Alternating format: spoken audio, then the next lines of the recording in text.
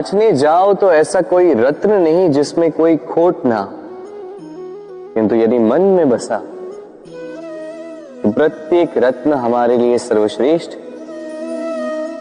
यदि परखने जाओ तो संसार में ऐसा कोई जीव नहीं जो सर्व से अधिक विषैला, किंतु यदि मानो तो ऐसा कोई जीव भी नहीं जो सर्व से अधिक सरल, जो केवल अपने पथ पर चलता है, जानकर किसी को हानि नहीं पहुंचाता।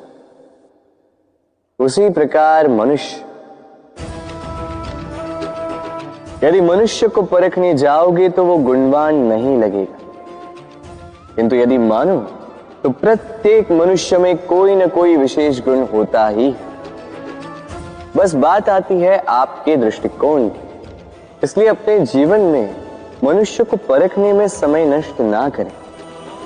मनुष्य कोई वस्तु तो नहीं, मनुष्य आत्माधारी जीव है जो कदाचित आपके व्यवहार से बदल भी जाएंगे, पराये भी आपको अपना मानकर गले लग जाए। बस प्रेम भाव को ऊपर है। राधे राधे।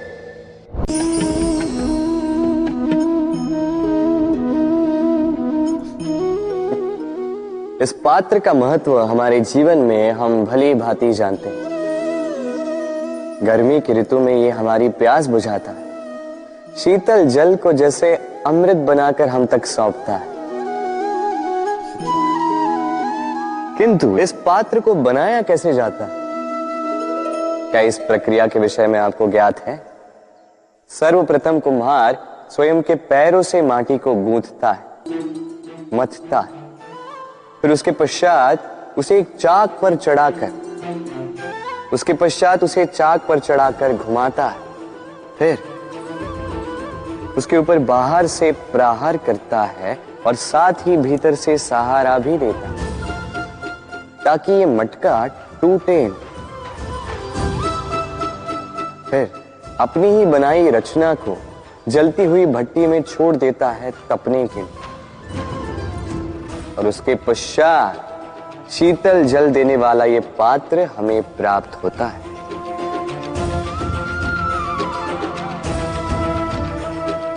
एक सर्वश्रेष्ठ गुरु भी यही करता है। सर्वप्रथम हमारे मन में छिपे संभावनाओं को निकालने के लिए हमें मथता है, फिर कठोरता से हमें आकार देता, उसी के साथ हमें सहारा भी देता, और फिर उसके पश्चात परीक्षा की अग्नि में उस भट्टी में छोड़ देता जलने के लिए, और तब जाके हमारा अस्तित्व बनता है। इसलिए यदि आपके गुरु कठोर हो तो उनसे कुपित ना हुई, उनसे क्रोधित ना हुई, क्योंकि वही वो कुम्हार है जो आपके जीवन के पात्र को एक सुंदर सा आकार देंगे। राधे राधे। जीवन में जैसे जैसे आप आगे बढ़ते हैं वैसे आप कई लोगों से मिलते हैं। उनमें से कुछ आपका उत्साह बढ़ाते हैं, कुछ आपको शक्ति देते हैं, कुछ हताश हो जाते हैं, तो कुछ आपके ऊपर पत्थर भी फेंकने लगते हैं। ऐसे में हम में से अधिकतर लोग क्या करते हैं? दूसरों के कर्मों के कारण स्वयं विचलित हो जाते हैं, क्रोधित हो जाते हैं उन पर, उनसे लड़ते हैं, उन्हें कोसते हैं, प्रतिशोध की भावना लेकर उन्हीं के फेंके हुए पत्थर पुनः उन्हीं के पास फेंकने का प्रयास करते हैं। किंतु इससे होता क्या?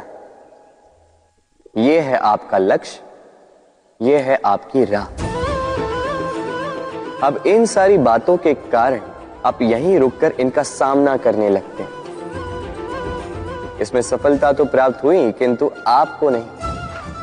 उन लोगों को जिन्होंने आपको रोकने की मंशा से आपके ऊपर पत्थर फेंकना प्रारंभ किया था, यदि उसके बदले उन पत्थरों को इकट्ठा करके आप अपना एक घर बना लें, तो आप पर पत्थर फेंकने वालों की संख्या धीरे धीरे कम होती जाएगी। आप भी अविचल होकर अपने लक्ष्य की ओर आगे बढ़ पाएंगे। तो आलोचना से लड़कर स्वयं का समय व्यर्थ करना चाहते, या अपनी लक्ष्य की ओर अपना ध्यान केंद्रित करना चाहते हैं। निर्णय आपका है। राधे राधे। जीवन में सभी आगे बढ़ना चाहते हैं, अपने लक्ष्य को प्राप्त करना चाहते हैं, सफलता पाना चाहते हैं, किंतु सभी ये नहीं कर पाते। फिर जुड़ जाते हैं उस प्रयास में कि ढूंढ ले वो कारण जिसके कारण ये असफल हुए। अब उसमें भी अधिकतर लोग गलत चयन कर जाते हैं। अब यदि इस बात को मैं आपको विस्तार में समझाऊं तो बात कुछ यूं है कि यदि मेरे दांतों में पीड़ा है तो पेट दर्द का काढ़ा पीने से कुछ नहीं होगा। यदि नींव में समस्या है तो मैं शिखर को कितना भी सजा लूं, भवन तो गिरेगा। यदि हम जीवन में आगे नहीं बढ़ पा रहे हैं तो कारण हमारे पांव की मोच नहीं, हमारी छोटी सोच है। यदि हम अपना भाग्य, अपना भविष्य नहीं लिख पा रहे हैं तो इसका कारण टूटी हुई कलम नहीं, औरों से जलन। यदि महान कार्य करने के पश्चात भी यश प्राप्त नहीं हो पा रहा तो इसका कारण तन का आलस नहीं, मन का लालच है। इसलिए सर्वप्रथम अपनी असफलता का कारण उचित प्रकार से समझें और फिर उचित प्रकार से उस दिशा में प्रस्थान करें। आपको सफलता अवश्य प्राप्त होगी, कोई आपको रोक नहीं पाएगा। बस प्रेम से कहते रहो,